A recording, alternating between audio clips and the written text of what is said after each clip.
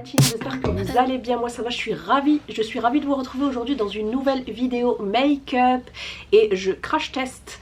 En fait j'ai décidé de crash tester la marque H&M Beauty.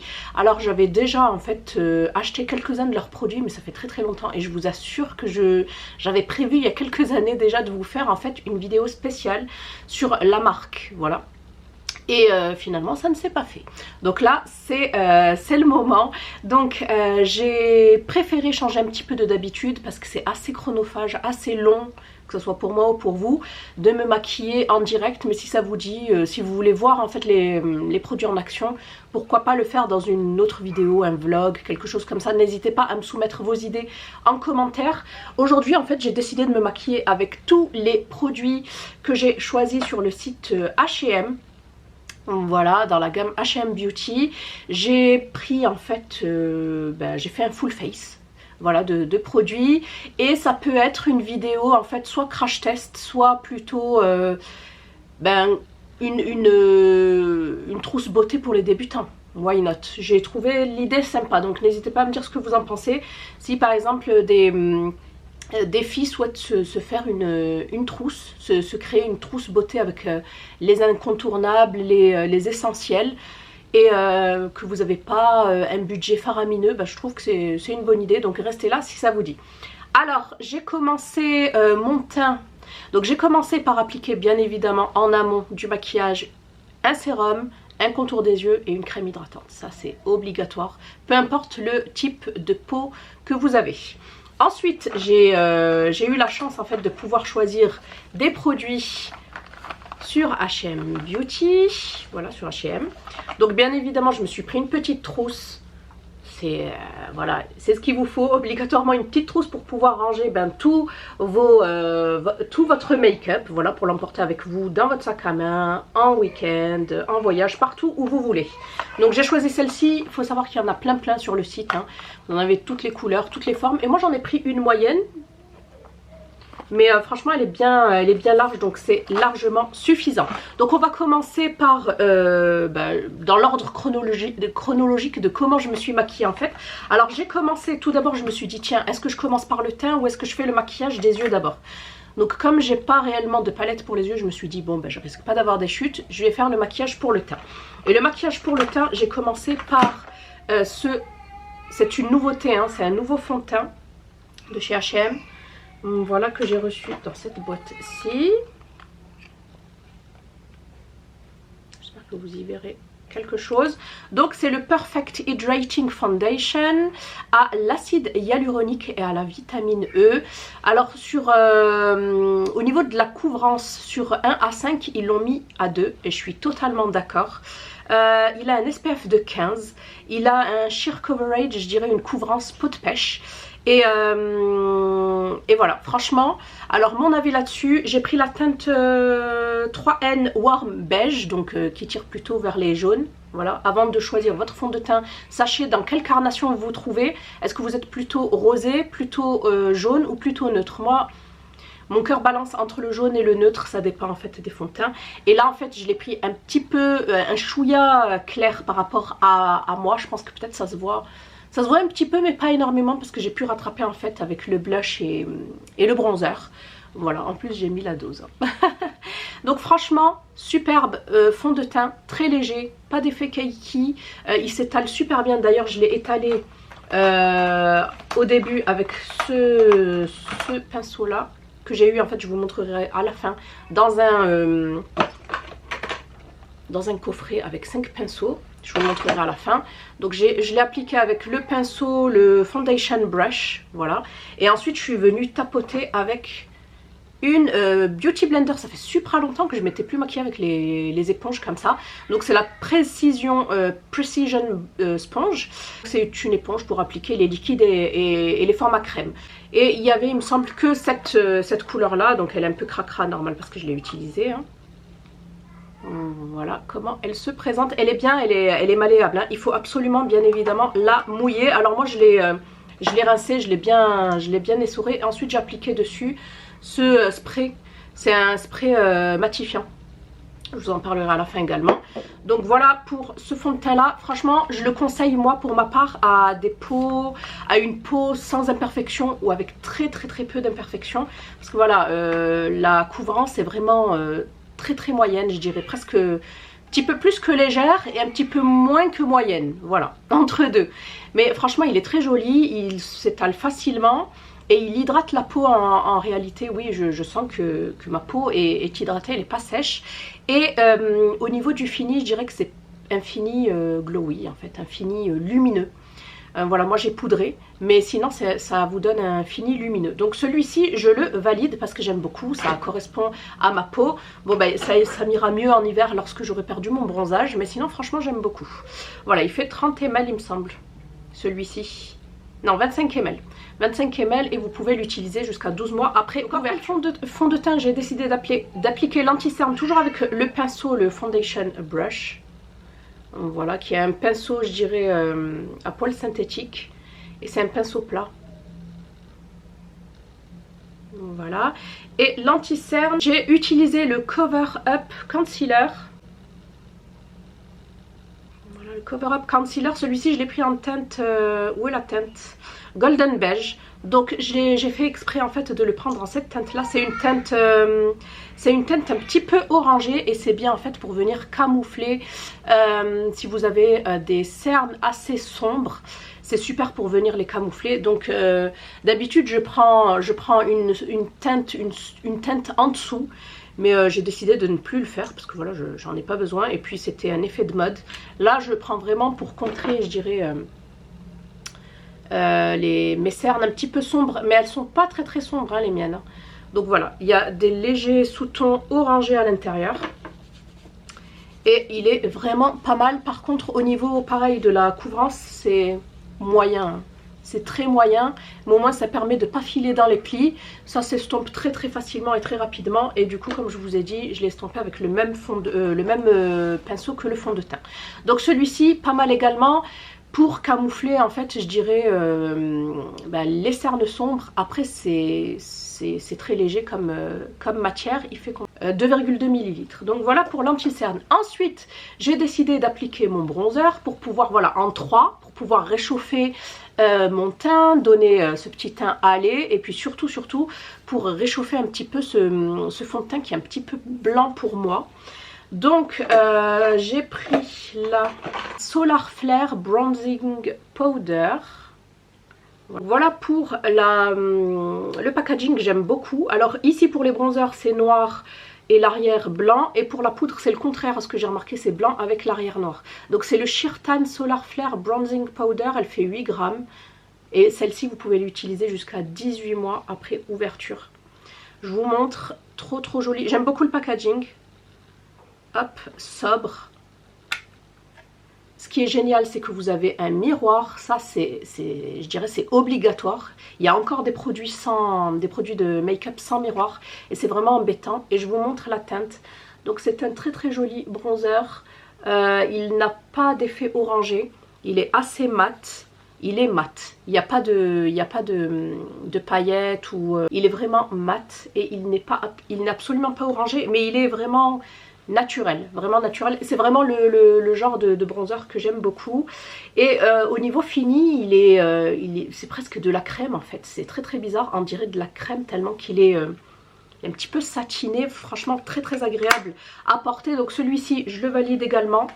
Si vous recherchiez en fait un bronzer. Ensuite, je suis venue appliquer ah oui, le bronzer. Du coup je l'ai appliqué avec le même pinceau que le pinceau blush, mais avec cette pointe-ci, et le blush avec ce côté là. Donc j'ai utilisé le blusher brush pour le bronzer et pour le blush. Là c'est une sorte de... ouais, c'est des poils assez doux.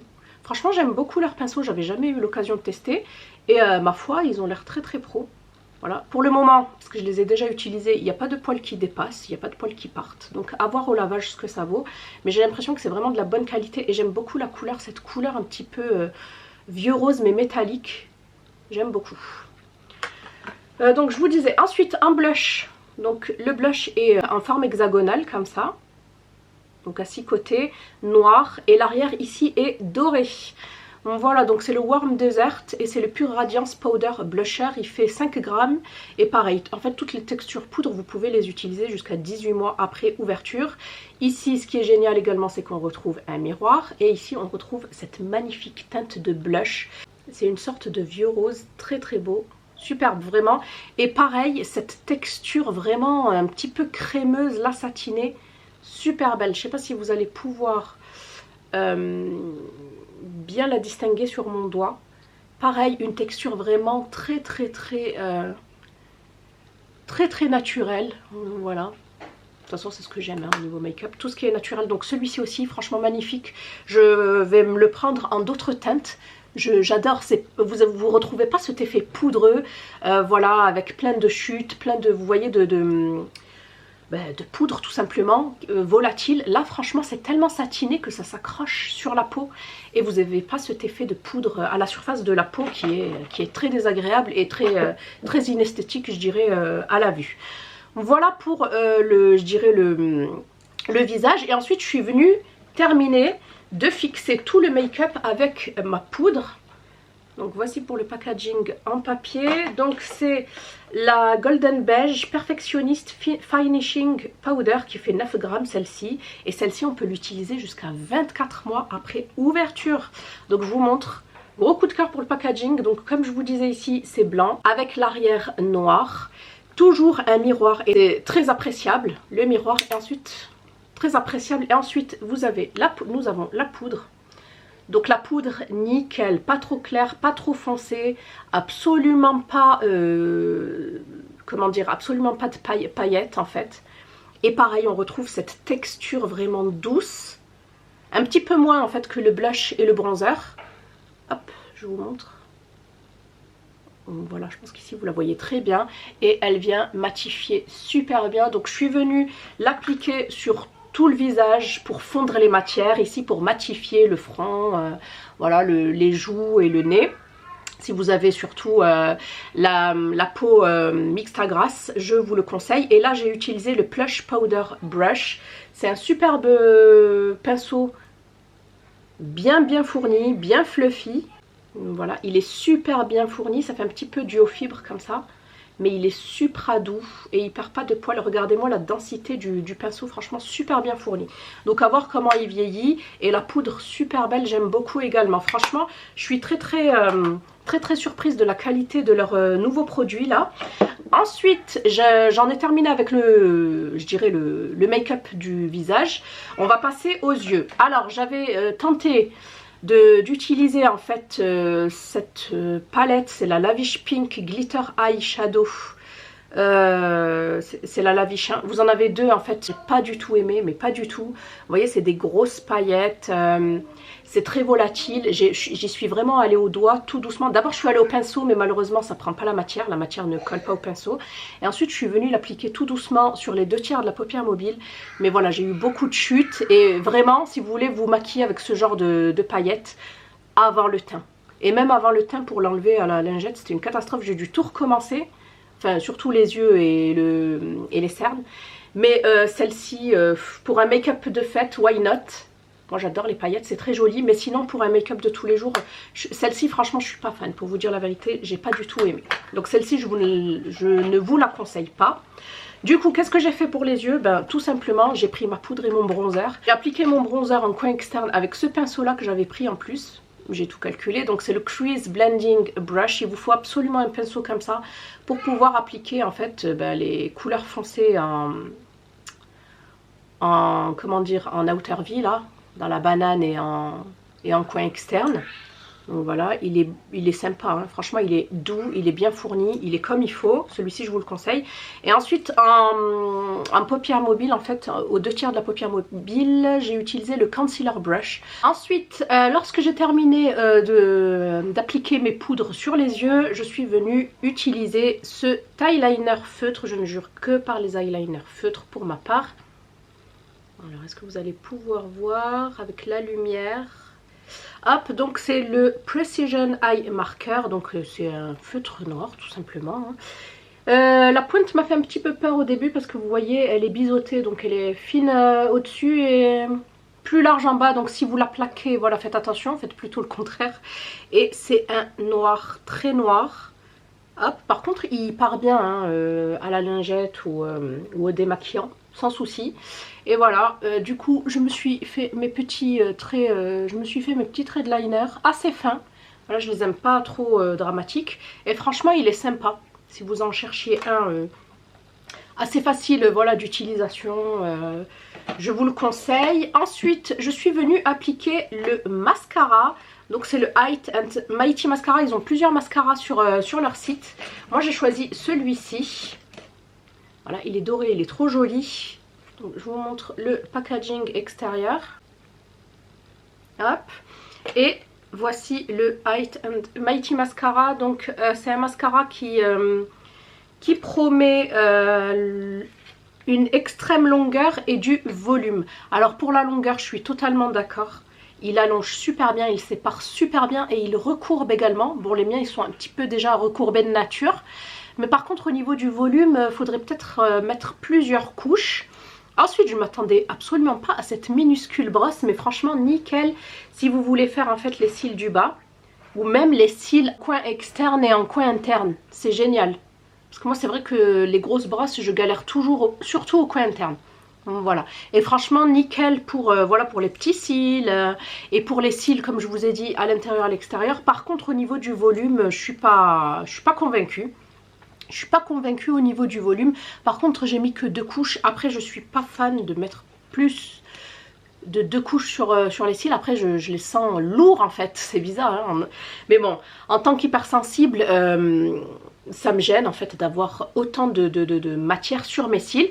Donc celui-ci, je suis quand même mitigée. Comme je vous ai dit, il est super sympa pour les cils du bas, hein, le ras de cils inférieur, les cils en coin interne et en coin externe. Mais après, moi, la première chose que je recherche, c'est vraiment le volume. Et là, j'avoue que je ne l'ai pas retrouvé. Donc si vous recherchez plutôt des cils allongés et recourbés, ben testez-le. Mais sinon, j'aurais dû en tester moi un autre. On verra de toute façon. Voilà pour les yeux. J'en ai fini, ça a été très rapide. Ensuite, les sourcils. Donc, j'avais pris un liner pour les sourcils. Donc, le Super Fine Brow Liner. Voilà pour le packaging. Et j'avais pris cette teinte-là. Alors, j'avais peur que ça soit un petit peu chaud. J'ai pris le Dark Walnut Brown. Mais franchement, nickel. Est-ce que vous voyez la différence? Avec mes cils, hein, avec mes sourcils. Pas du tout. Et là, lorsque j'ai vu en fait le crayon comme ça, je me suis dit mince, c'est un petit peu trop clair et un petit peu trop chaud pour moi. Et en fait, non, nickel. Donc, vous avez ici un pinceau pour pouvoir brosser vos cils, vos sourcils, je vais y arriver. Et enfin, ici, vous avez un crayon avec une mine rétractable. Et une super méga fine mine. Une très très fine mine.